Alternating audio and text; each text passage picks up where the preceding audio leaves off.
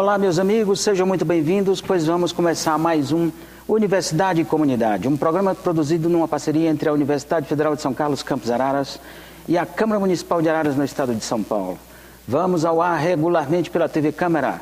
Aqui em Araras, você nos assiste pelo NET TV Canal 4, todas as sextas-feiras às 19h30. Este é o nosso programa inédito. As nossas reprises acontecem aos domingos e terças-feiras, também às 19h30, e às quartas-feiras, às 20 horas. Nós estamos também no YouTube, acesse youtube.com.br, digite Universidade e Comunidade, e lá você encontrará este que é o nosso programa de número 83 e todo o nosso trabalho. Esta é uma atividade de extensão da Universidade da Câmara, como foi dito, que tem o propósito de aproximar Universidade e Comunidade. Assim começamos. Tudo bem, Renata? Como vai? Bem, tranquilo? Tudo jóia. Como é que está indo no final do semestre agora? Corrida, né? Provas, atividades, choradeira. Choradeira. E hoje nós temos o prazer de receber, por falar em choradeira, uma ex-aluna nossa. Ela chama Juliana. Juliana, tudo bem? Tudo jóia, professor. Ela vem falar um pouco sobre a sua carreira conosco dentro da universidade, no Campus Araras e agora em São Carlos. É um prazer te receber, muito obrigado por ter vindo. Agradeço o convite. Tá joia? Vamos para os nossos destaques da semana, como fazemos sempre. Comecemos com a Renata. Obrigada.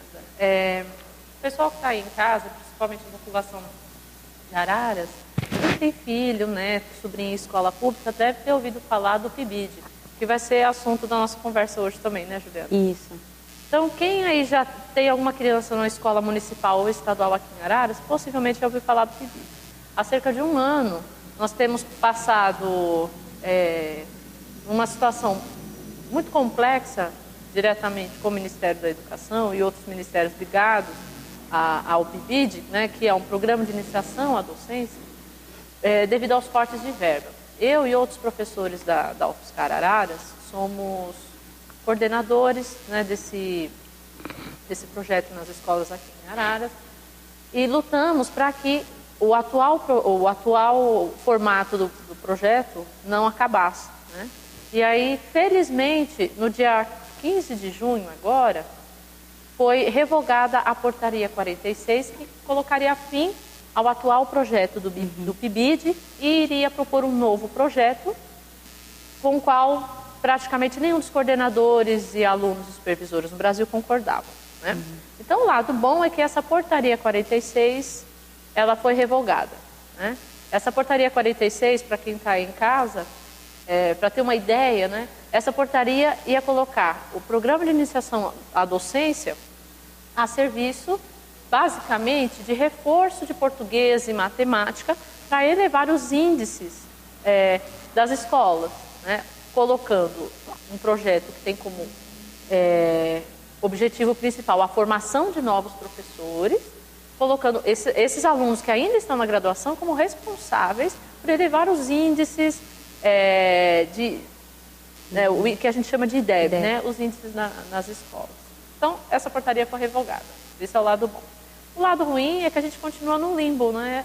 Ela foi revogada, o projeto atual permanece, mas a gente tem os cortes e não sabemos exatamente do montante desse corte, o número de bolsas que serão afetadas, as escolas, né? O número de escolas que serão afetadas por município, por estado.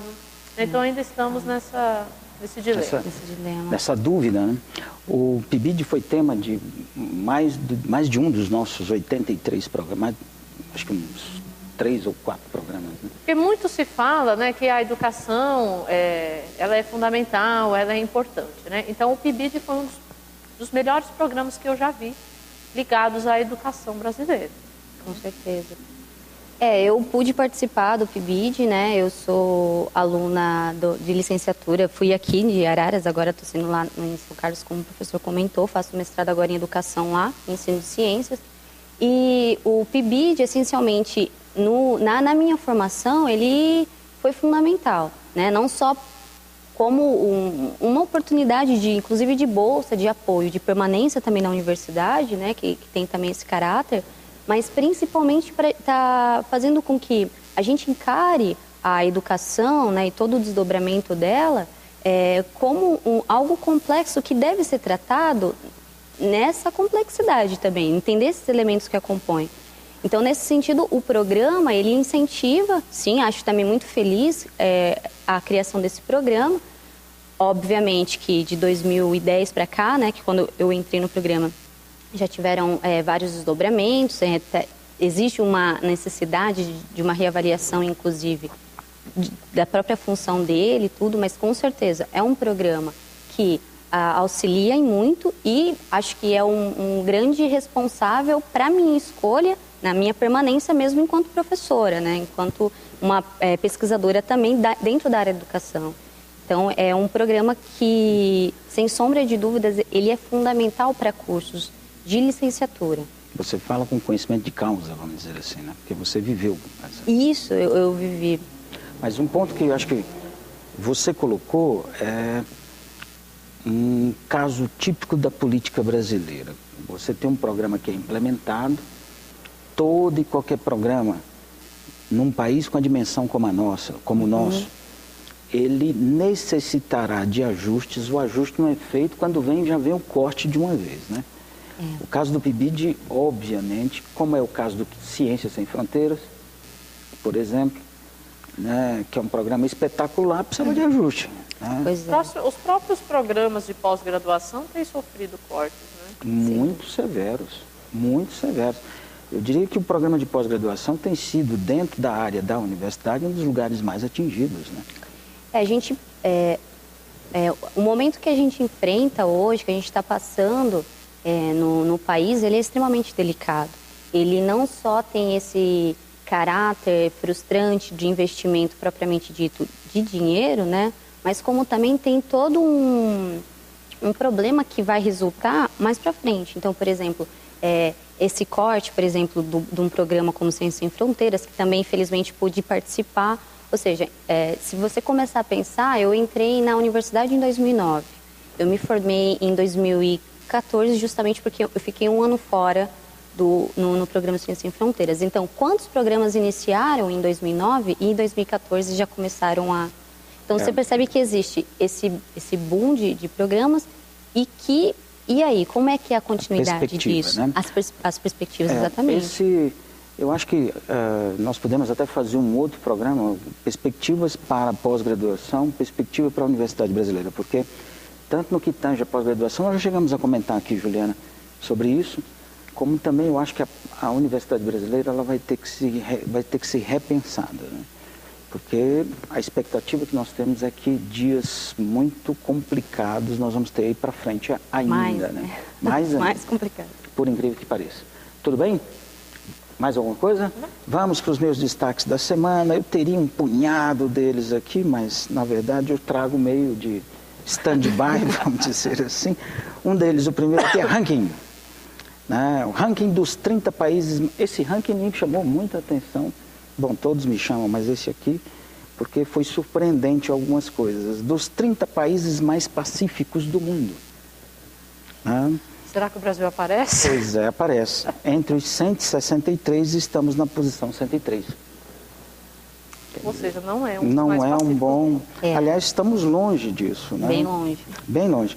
Agora, na ordem dos 5 primeiros, Islândia, até porque muito frio, talvez, não sei. O pessoal não tem ânimo, né? Não. Segundo, Dinamarca. Terceiro, Áustria. Quarto, Nova Zelândia. Quinto, Portugal. Esse ranking chama muita atenção porque ele não tem uma relação direta com a questão econômica. Né? Não necessariamente. Veja, a Argentina ocupa a posição 43. Não é considerado um país rico, né? O caso específico, o país mais pacífico da América, Chile. Ganhou a Copa América. Que ganhou a Copa América, por exemplo, né? Então a Argentina ficou na posição 43. Veja, por exemplo, o caso dos Estados Unidos. Ficou na posição 103. Quer dizer, o Brasil na 105. Este é um caso de ranking que o Brasil consegue ficar perto dos Estados Unidos. Olha, tá vendo? Só assim, né? Só nesses casos. Por exemplo. É muito bom, inclusive, né? Pois é. Então, foi algo que me chamou... Eles usam 23 indicadores qualitativos e quantitativos para organizar os 163 países. Eu acho que o Brasil está nessa posição, acho que tem a ver com a questão da violência, né? Sim, sim. Do dia a dia. Sim, sim. Eu acho que também não dá pra gente isentar todo... A própria formação do Brasil, ela já nasce na violência, né? Se a gente for parar pra pensar. E quando a gente tem um ranking desse que compara vários países, né? A gente percebe aí que existe uma concentração bastante na Europa e tal. Então, acho que às vezes lançar também um olhar mais histórico para você entender a formação dos países, acho que ajuda a gente a entender esse ranqueamento. E não desvinculo, por exemplo, a responsabilidade de investimento, por exemplo, em setores da educação. Por exemplo, ó, né? aproveitando carona no que vocês estão falando, informações econômicas, criminalidade, investimento em segurança e no setor bélico, conflitos nacionais e internacionais, educação. Com certeza. E por aí vai. Quer dizer, sem educação não há saída, né? A gente já tem falado sobre outros rankings aqui. Eu me lembro que uma vez a gente falou sobre a questão do turismo.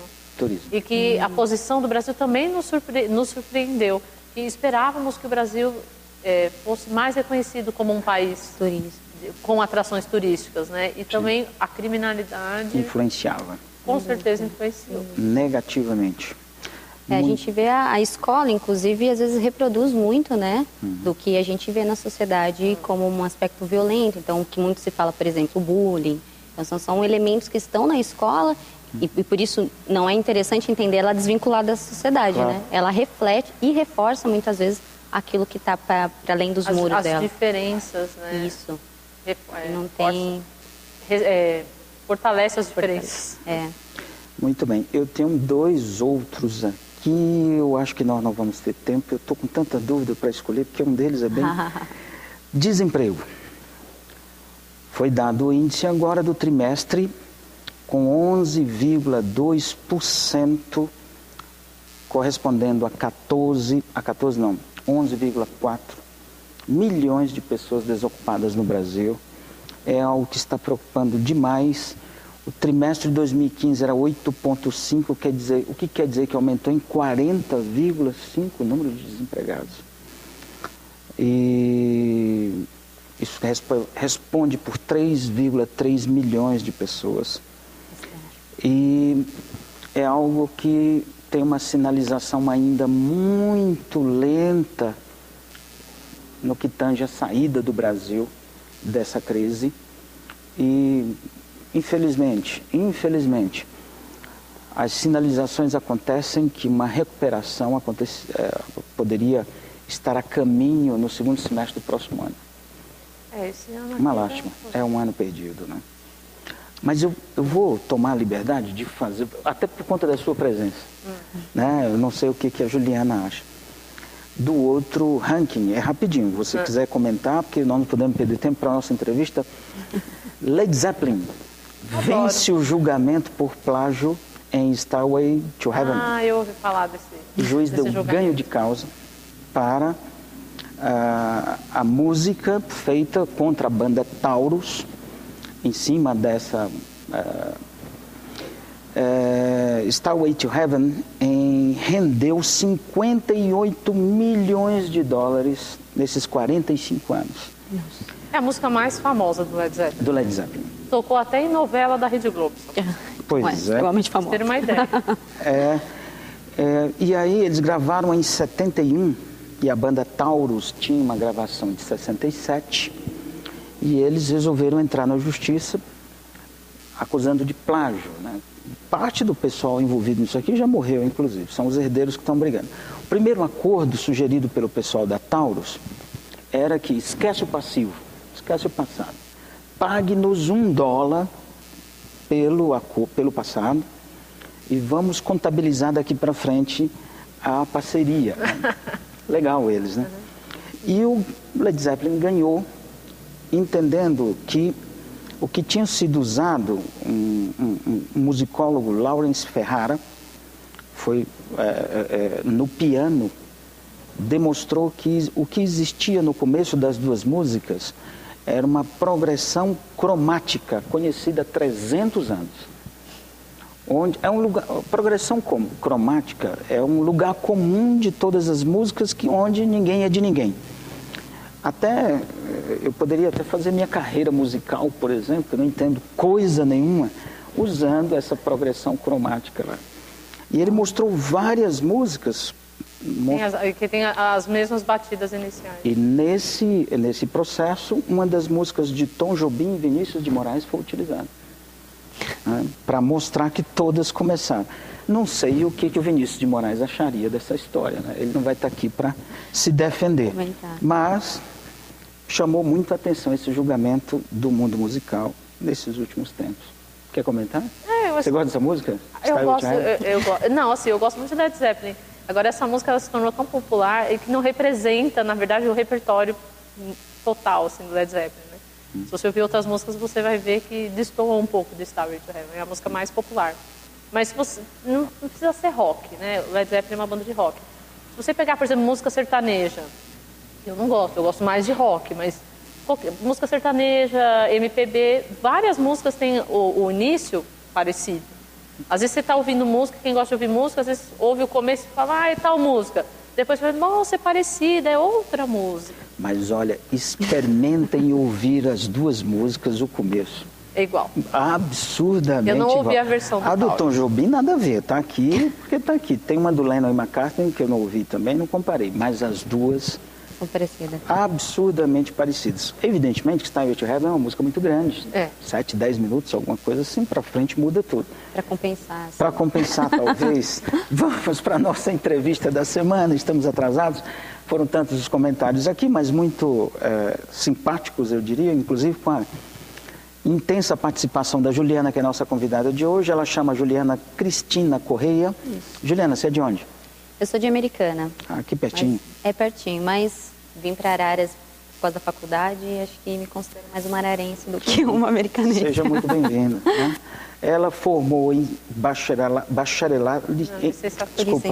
licenciatura em Ciências Biológicas aqui na UFSCar Araras, Campus Araras, e atualmente faz mestrado no programa de pós-graduação em Educação na UFSCar São Carlos. Educação, linha de ensino de ciência e matemática, não é isso? Isso mesmo, professor. E atualmente ela faz nesse local na metodologia e ensino, é isso? Isso, no departamento de metodologia e ensino. Departamento de metodologia e ensino. Estudando, relação com o saber, jovem ensino médio, né? Ensino-aprendizagem de biologia, não é isso? Isso. Ela vem falar um pouco para nós sobre a postura do jovem em relação à política pública na área de educação. Comecemos, Juliana, te agradecendo mais uma vez. Obrigada. Fala um pouco para nós qual foi a tua trajetória aqui dentro da universidade. Bom, primeiro, mais uma vez, obrigada, né? Acho que esse momento é importante até enfatizar, porque me força um pouco fazer essa retomada, essa memória que me é um pouco cara, porque, como até eu já estava comentando, eu vim da escola pública, né? Sempre de Americana, do interior de aqui de São Paulo, de escolas da periferia. Então, a gente sabe que é já um espaço onde não é muito privilegiado para o ingresso numa universidade pública, né, numa universidade federal. E aí, então, todo o meu percurso até chegar na UFSCar, aqui em Araras, tem um pouco a ver como eu escolhi desenvolver a minha própria formação, né? E estando dentro da UFSCar aqui de Araras, né, a primeira turma também de biologia, então acaba tendo toda uma outra recepção, acaba sendo uma coisa mais pessoal. Tive a oportunidade, como já comentei, de ter participação em alguns programas, né, como o PIBID, o Ciência Sem Fronteiras, alguns programas de extensão, como o cursinho também daqui. Então, a minha formação teve sempre direcionada assim, para os jovens estudantes, né? E em especial esses jovens que estão estudando em colégios, escolas públicas da periferia, né? Então, isso para mim acaba não só sendo um reconhecimento pessoal, mas também um reconhecimento mesmo como uma função social. Claro. Né? Eu escolho, diferente do que às vezes acontece, eu escolhi fazer licenciatura e biologia. Então, como eu chego na universidade e encaro esse espaço, já é um pouco diferenciado nesse sentido. Eu me reconheço nisso. Então, quando eu chego na escola e e represento a instituição, a UFSCar, não necessariamente eu estou distanciado desses estudantes. Eu consigo entendê-los nesse esforço mesmo de entender aquele contexto dele. Uma escola que, infelizmente, não é muito privilegiada. Comenta um pouco para nós como é que foi a sua viagem no Ciências Sem Fronteiras. Porque a gente vai falar um pouco sobre a sua estada na universidade aqui, ligada à sua vontade de ser professor, certo? A gente vai falar sobre isso. Mas a Ciências Sem Fronteiras contribuiu para isso? O que você desenvolveu lá? Sim. Como é que foi? Sem dúvida, ele contribuiu muito, assim, não só na questão mesmo de aprender uma outra língua, né? Eu fui para lá, não falava nada italiano, mas a gente aprende. Fui recepcionada com a universidade de lá, eu fiz na Universidade de Florença, né? Firenze, em italiano. E estando lá, eu tive a oportunidade de estar estudando com os italianos mesmo, né? E isso é uma experiência, assim, extremamente enriquecedora. Eu pude ter contato com duas faculdades, uma pensando um pouco a história das ciências naturais, que é uma outra faculdade, e uma outra pensando um pouco a questão da sociologia, da questão do cultural. Então, são contextos diferentes. Tive a oportunidade também de estar trabalhando no museu lá, estar fazendo estágio no museu antiguíssimo, né, de 1015, assim, absurdamente, tudo é muito histórico, tudo é muito antigo, né, e até essa noção de tempo pra gente, tendo contato com isso, muda. Então, quando você chega aqui e você vê, sei lá, uma igreja de 1912, você fala, poxa, mas eu fiz estágio no museu, nem tinha Brasil, né? Então, esse tipo de noção de valor de histórico. consciência, você começa a olhar, inclusive para o seu país, com um olhar, assim, mais de uma paciência histórica mesmo, de entender que muitas vezes as nossas limitações, né, seja na área da educação, mesmo até na questão política, tem um pouco a ver como que é o percurso, Amadurecimento. o amadurecimento histórico mesmo das coisas. Eu entendo. Eu concordo, mas eu acho que a gente não precisa passar por 1000 anos. Não, sem sombra de dúvida. Como em outras regiões do planeta aconteceu. E um né? pouco a gente mais pode rápido. aproveitar. A gente hoje tem internet, né? A gente pode estudar, a gente pode ler. Você a gente quer pode... um mundo para a Luísa melhor e mais rápido. Eu acho, lógico, Não, tem a mas eu questão também do quero. amadurecimento. Mas nós temos condições de estudar a experiência de outros países. E acelerar. E, pelo menos, pegar aquilo que é interessante para o nosso país e tentar avançar. Sim, né? Eu acho que, nesse sentido, o programa Ciências Sem Fronteiras ele é muito, muito válido. Né? Porque coloca os estudantes brasileiros em contato com essas realidades. Claro. Né? E, para mim, é uma forma de acelerar isso também. Não, e acho também, assim, que... apesar de todo esse tempo que a gente tem, tá parecendo até assim, curto em relação a eles, eu não me senti particularmente assim, atrasada em relação aos estudantes. Então, assim, apesar de estar em outra língua e pensando todo o contexto meu escolar, toda a minha trajetória, eu me sentia nas condições de estar ali. Ou seja, a minha formação me dá condições de estar ali também, entendendo e podendo dialogar com eles. E a sua formação de estudante... Ensino básico, escola pública, isso, da universidade pública também. Tanto que em alguns momentos em que eu pude fazer falas, participações, mesmo os italianos, as professoras lá, brasileira, e tá falando, e tá assim, sim, eu tô aqui, vou fazer jus a esse investimento público que está sendo investido em mim, né? E, então, assim, também acho que a gente tem um pouco essa ideia de, no Brasil nada dá certo, a gente é muito... Pelo contrário, eu acho que nós temos sim, e especialmente a UFSCar, que é da instituição onde eu estou, é uma universidade competente, sim, que manda estudantes para fora do país com uma competência muito elevada. Isso não dá para ter um descrédito disso. Tem que levar isso em consideração, sem dúvida. Você falou duas coisas que eu gostaria de frisar, né, que faz parte um pouco da nossa discussão. Né? Paciência histórica, né? Toda vez que você sai, você é se deparado com essa possibilidade de observar o nosso país por um outro ângulo, né? Que foi o que você fez. E isso nos traz um novo olhar. Eu acho que o Ciências Sem Fronteiras, nesse sentido, propiciou pessoas, principalmente, que não teriam condição. Né? E o segundo aspecto é como é que nós faríamos para acelerar isso. Né? O fato dos investimentos, que foi o mote inicial da nossa conversa, estarem diminuindo e nós precisamos agora qualificar aquilo que já fazemos, quer dizer, fazer mais com menos. A meu ver, uma das formas de acelerar isso é através da educação. E aí entra os investimentos na educação, né? Aí entra todo o restante da sua experiência na graduação. Aqui Claro. né? Eu não sei se era sobre isso que você estava querendo dizer. Era isso. Eu estava, no fundo, refletindo, até pela nossa condição lá no campus, né? Toda vez que eu vejo essas falas, você que foi uma das nossas alunas que ajudou, como primeira turma, a montar, né, as coisas, a paciência, né, histórica também conosco para tentar arrumar as coisas. Enfim, e agora, José, como é que nós vamos fazer frente a essa nova situação? Eu já tenho dito que a Universidade Brasileira tem um novo desafio para frente, que eu acho que eu estou há 30 anos, né, como estudante, como docente, como gestor. Agora, eu acho que nós temos uma realidade ímpar e, honestamente, não sei muito como lidar com ela. No seu caso, que teve uma experiência como estudante de secundarista público, universidade, etc., tem muitos dos seus colegas da sua adolescência que não tiveram esse tipo de oportunidade? Onde é que eles estão? Como é que você vê isso? Isso é uma questão, assim, bastante delicada, porque faz, inclusive, sentido de como eu me posiciono na universidade. Então, veja, eu tenho muito claro que, assim, vim da escola pública, estou na universidade pública, sempre fui bolsista, ou seja, eu tenho um público que investe esse meu momento.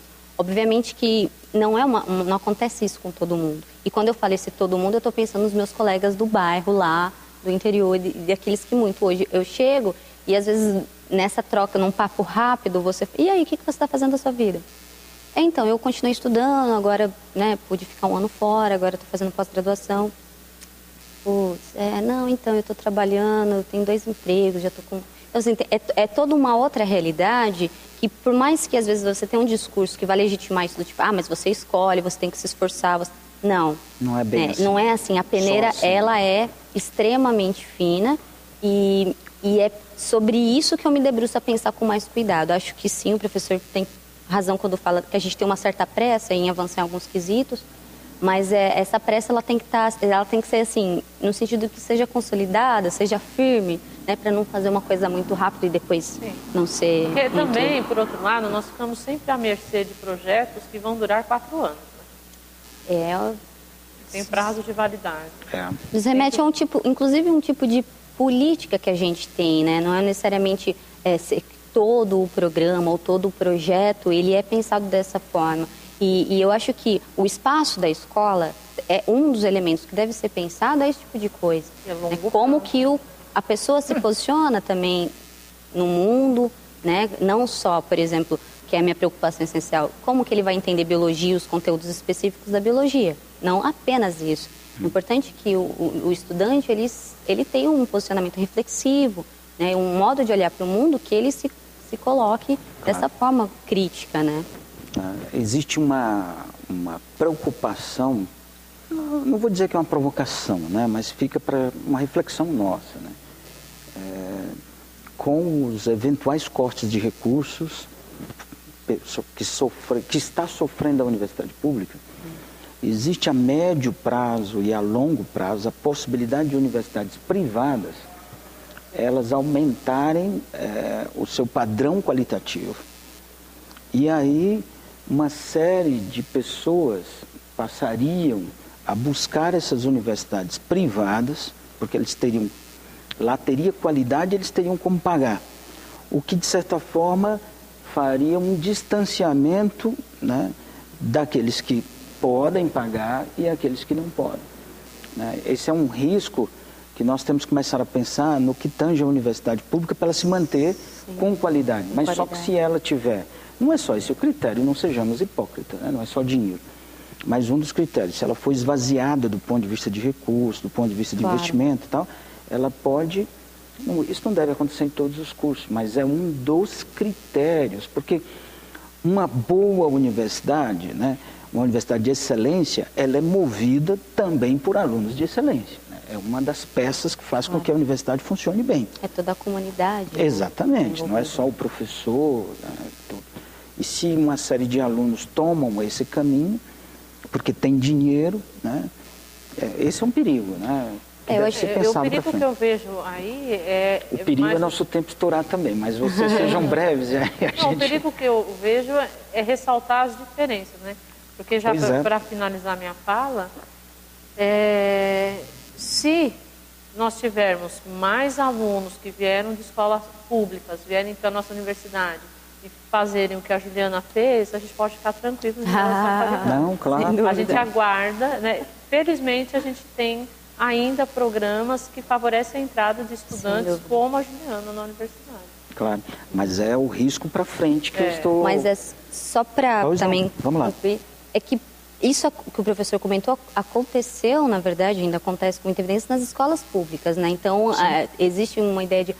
os pais, meu pai fala que no meu tempo a escola era boa e tal. O que a gente percebe, olhando para a história da educação no Brasil, é que, sim, existiu uma inversão. Então, você tem hoje, as pessoas, os estudantes têm condições de pagar um colégio privado e entrar numa universidade pública. Quando, na verdade, se ele tem condições de pagar um colégio privado, acredito que a universidade ele também poderia pagar. Então, você começa a perceber que não é à toa, muitas vezes, que isso acaba acontecendo. Tem até um incentivo para essa lógica aí se fomentando, né? Então, realmente tem que se pensar, é um dos elementos importantes para a gente pensar, né? Você vem qualquer dia novamente no nosso programa nos ajudar a pensar sobre isso. Foi muito legal o papo contigo. Agradeço a tua presença, Juliana. Obrigada pelo convite. É sempre bom estar aqui, né? De volta a casa. De volta a casa, né? Tá, joia. Obrigada. Tudo bem? Renata, obrigado. Foi um prazer estar aqui contigo de novo. Tá bom? Ponto final em mais um Universidade e Comunidade. Esperamos revê-los em breve no nosso próximo programa. Tchau, até mais.